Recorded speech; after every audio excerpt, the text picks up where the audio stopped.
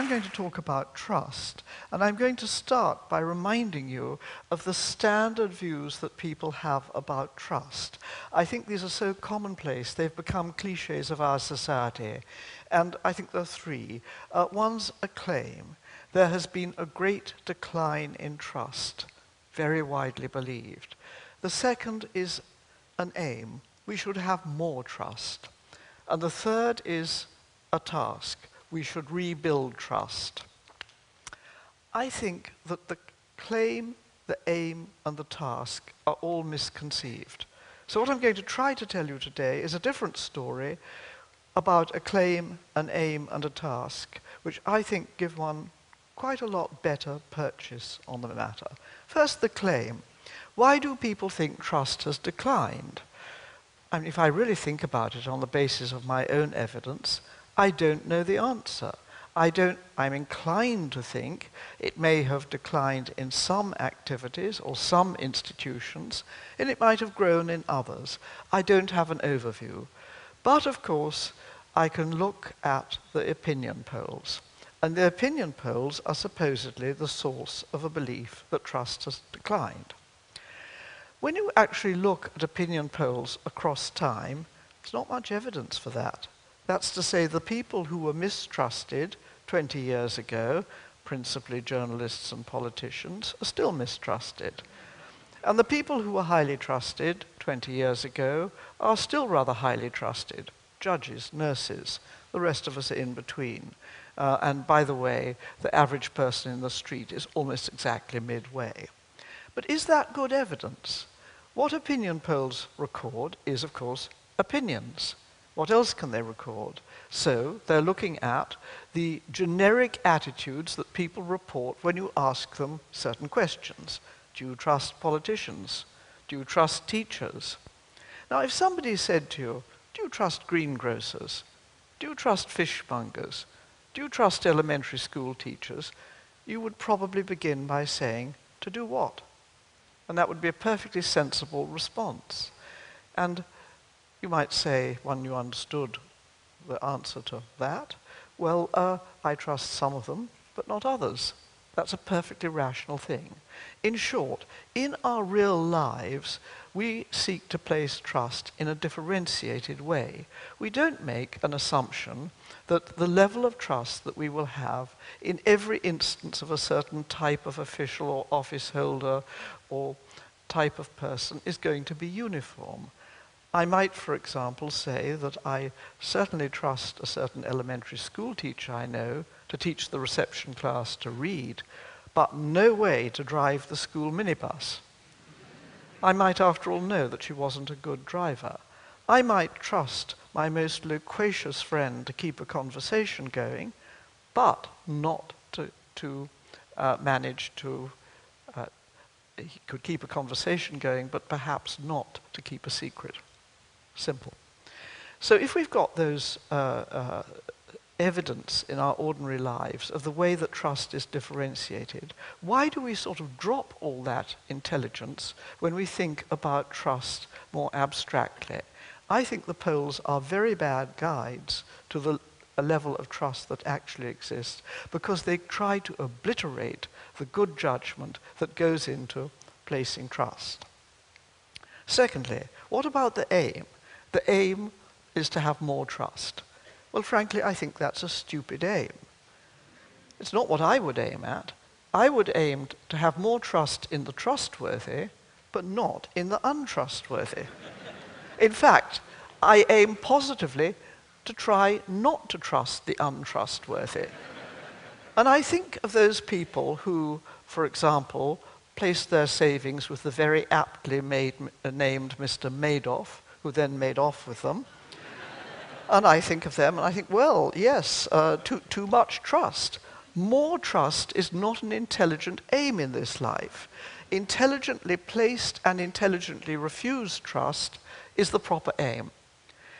Well, once one said that, one says, yeah, okay, that means that what matters in the first place is not trust, but trustworthiness. It's judging how trustworthy people are in particular respects. And I think that judgment requires us to look at three things. Are they competent? Are they honest? Are they reliable? And if we find that a person is competent in the relevant matters and reliable and honest, we'll have a pretty good reason to trust them because they'll be trustworthy. But if, on the other hand, they're unreliable, we might not. I have friends who are competent and honest, but I would not trust them to post a letter because they're forgetful.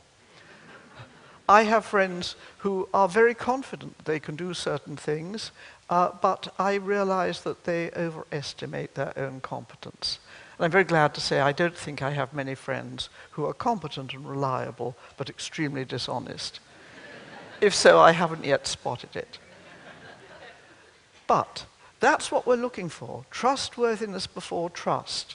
Trust is the response. Trustworthiness is what we have to judge. And of course, it's difficult. Across the last few decades, we tried to construct systems of accountability for all sorts of institutions and professionals and officials and so on that will make it easier for us to judge their trustworthiness. A lot of these systems have the converse effect. They don't work as they're supposed to. I remember I was talking with a midwife who said, well, you see, the problem is it takes longer to do the paperwork than to deliver the baby. And all over our public life, our institutional life, we find that problem, that the system of accountability that is meant to secure trustworthiness and evidence of trustworthiness is actually doing the opposite. It is distracting people who have to do difficult tasks, like midwives, from doing them by requiring them to tick the boxes, as we say. You can all give your own examples there.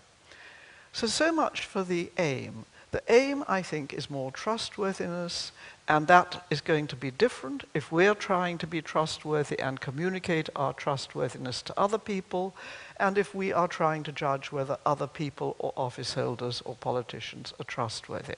It's not easy. It is judgment, and simple reaction attitudes don't do adequately here.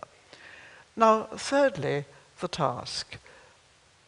Calling the task rebuilding trust, I think also gets things backwards. It suggests that you and I should rebuild trust. Well, we can do that for ourselves. We can rebuild a bit of trustworthiness. We can do it two people together trying to improve trust. But trust in the end is distinctive because it's given by other people. You can't rebuild what other people give you. You have to give them the basis for giving you their trust.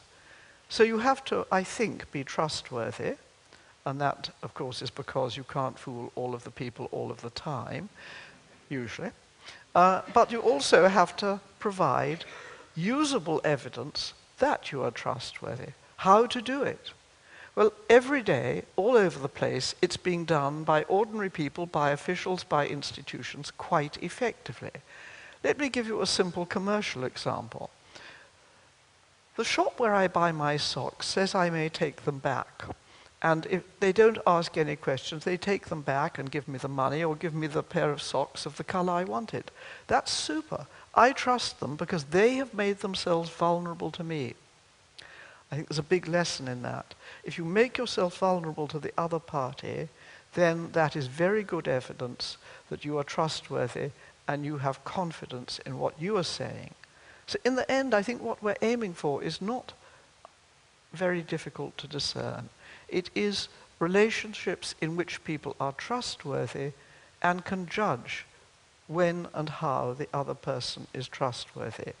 So the moral of all this is we need to think much less about trust, let alone about attitudes of trust detected or misdetected by opinion polls, much more about being trustworthy and how you give people adequate, useful, and simple evidence that you're trustworthy. Thanks.